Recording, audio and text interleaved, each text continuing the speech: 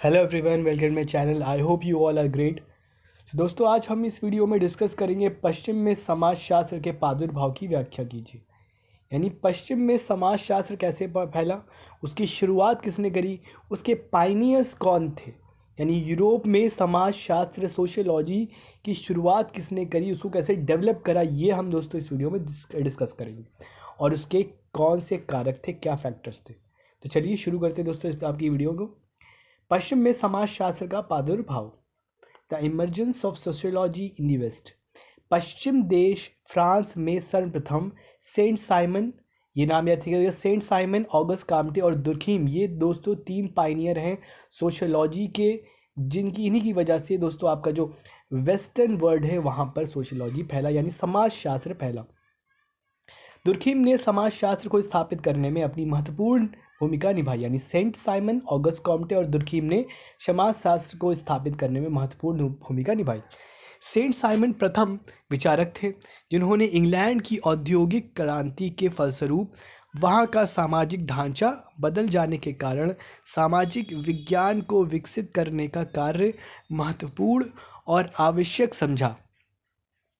समाजशास्त्र शब्द को विकसित करने का श्रेय ऑगस्ट काम्टे को है।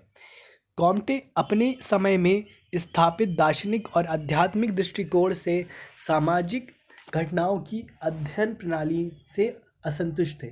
इसलिए आप ऐसे नवीन विज्ञान की उत्पत्ति करना चाहते थे जो उस समय प्रचलित आध्यात्मिक और दार्शनिक विचारों से पूर्णतः स्वतंत्र हो और जो सामाजिक घटनाओं का अध्ययन वैज्ञानिक तरीके से करे।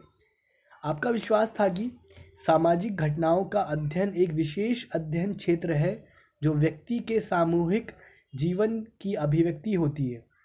जिस प्रकार प्राणीशास्त्र बायोलॉजी के अंतर्गत सभी व्यक्तिगत या समाज संबंधी विषय और उससे संबंधित नियमों का अध्ययन शामिल है, उसी प्रकार सामूहिक जीवन और उससे संबंधित आधारभूत नियमों के अध्ययन के लिए एक अलग विज्ञान का होना ज़रूरी है। ठीक है, जिस तरह हम लोग लॉज को पढ़ते हैं फिजिक्स में, तो एक फिजिक्स की स्थापना हो, उसी तरह से सामाजिक यानी समाज के का ज्ञान लेने के लिए और उसकी समाज में कौन कौन से तत्व होते हैं, इसके लिए भी एक सेपरेट शाखा बननी चाहिए, एक फील्ड बननी चाहिए। तो कॉम्टे इसके लिए प्रयास कर रहे थे। कॉम्टे ने इस विज्ञान को सर्वप्रथम सामाजिक भौतिकी, सोशल फिजिक्स की संज्ञा दी। पहले इन्होंने क्या नाम रखा, सोशल फिजिक्स की, और फिर उसको परिवर्तित कर 1838 में अपने नवीन विज्ञान का नाम समाजशास्त्र सोशियोलॉजी रख दिया। तो पहले दोस्तों उन्होंने क्या कर रखा था कॉम्टे ने, पहले सोशल फिजिक्स सामाजिक भौतिकी, फिर बाद में इसको सोशियोलॉजी नाम दे दिया। और इस प्रकार आपने खुद को समाजशास्त्र का पिता नाम से विभूषित किया, और फिर अपने आप को द फादर ऑफ सोशियोलॉजी के नाम से लोगों को बताया कि मैं अब इसका क्या हूँ, फादर हूँ, यानी पिता हूँ इस शास्त्र का। इस विज्ञान को कालांतर में जॉन स्टुअर्ट मिल ने सन 1843 में इंग्लैंड में अवगत कराया। फिर बाद में इसी शास्त्र को जब इंग्लैंड में कैसे पहुंचा, जॉन स्टुअर्ट ने इसका अध्ययन करना कर दिया, इंग्लैंड में अवगत कराया। फिर हर्बर्ट स्पेंसर ने भी इसी स्तर पर समाजशास्त्र का पालन पोषण किया। कॉम्टे ने समाजशास्त्र को सामाजिक व्यवस्था और प्रगति का विज्ञान के रूप में परिभाषित किया। इसके अनुसार कॉम्टे ने समाजशास्त्र को सामाजिक व्यवस्था और प्रगति का विज्ञान के रूप में परिभाषित किया। यानी समाजशास्त्र में हम सामाजिक व्यवस्था के बारे में और समाज कैसे प्रगति करता है इसके बारे में हम स्टडी करते हैं। उनके अनुसार समाज एक व्यवस्था है और इस व्यवस्था के समस्त यानी सभी भाग एक दूसरे पर अविलंबित है, यानी एक दूसरे पर डिपेंड करते हैं और एक दूसरे से संबंधित हैं, रिलेटिव है।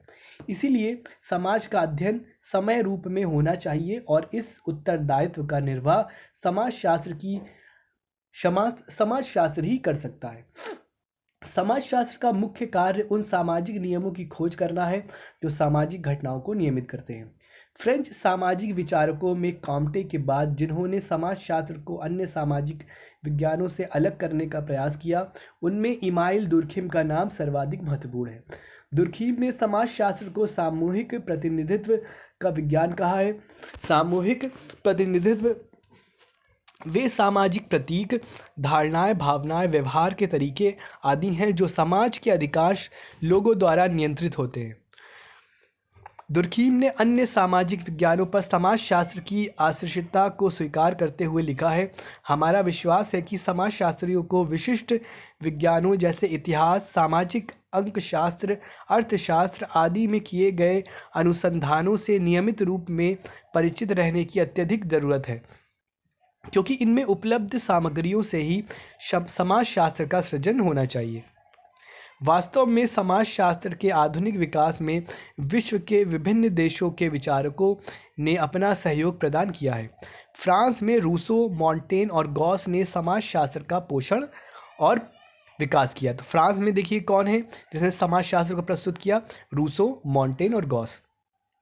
इंग्लैंड में हर्बर्ट स्पेंसर, मिल, बकल, रॉबर्टसन, जिल्सर ने समाजशास्त्र का विकास किया। तो ये लोग इंग्लैंड में बहुत महत्वपूर्ण है।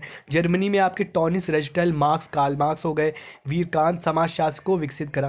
तो ये सब ये कुछ महत्वपूर्ण रीजन है यूरोप के, और ये वहाँ के फील्ड के क्या थे, अपने बेस्ट थे अपने, तो जिन्होंने सोशलॉजी को आगे बढ़ाया। संयुक्त राज्य अमेरिका में Lester Ward, W I Thomas, Ross MacIver, Sorokin, Parkinson, Voss, Coser आदि अनेक विचारकों ने समाजशास्त्र को विकसित किया। समाजशास्त्र का अध्ययन सर्वप्रथम येल विश्वविद्यालय अमेरिका में सन 1836 में शुरू हुआ।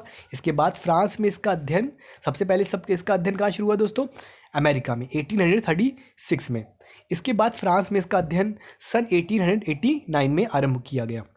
पोलैंड में सन 1920 में, मिस्र में सन 1924 में और स्वीडन में 1947 में शुरू किया गया। रंगून विश्वविद्यालय में सन 1954 में समाजशास्त्र के अध्ययन का श्रीगणेश किया गया। अन्य देशों में जैसे ऑस्ट्रेलिया, थाईलैंड, इंडोनेशिया और पाकिस्तान आदि में समाजशास्त्र का अध्ययन अन्य विषयों के साथ सम्मिलित रूप से किया जाता है। और हमारे देश में भी आप जानते हैं कि हम समाजशास्त्र का अध्ययन तो कर ही रहे हैं, इसी मारे आप इस वीडियो को देख रहे हैं। तो आशा करता हूँ दोस्तों आपको ये वीडियो अच्छी लगी होगी, समझ में आया होगा कि किस तरह से आपका जो समाजशास्त्र है, सोशियोलॉजी है, उसका प्रादुर्भाव हुआ, शुरुआत हुई और किस तरह से वो पूरे यूरोप में फैला। तो अगर आपको ये वीडियो अच्छी लगी है, समझ में आई होगी, तो इस वीडियो को लाइक करें, और ऐसे ही मोर इन्फॉर्मेटिव वीडियो चाहते हैं तो हमारे चैनल को सब्सक्राइब करें। तब तक के लिए दोस्तों अपना ख्याल रखिए। Till then take care, good bye.